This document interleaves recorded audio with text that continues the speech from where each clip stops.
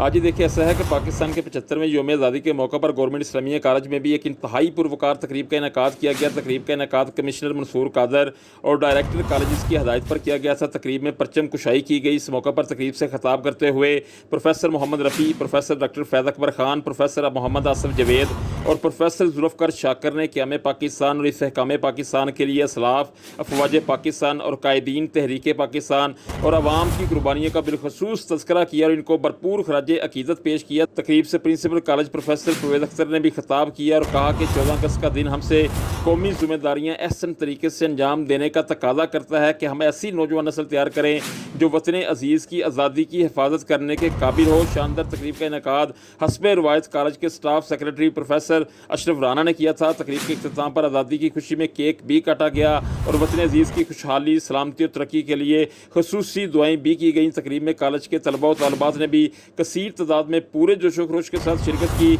और इस मौका पर तलबा और तालिबात पाकिस्तान जिंदाबाद के नारे भी लगाते रहे।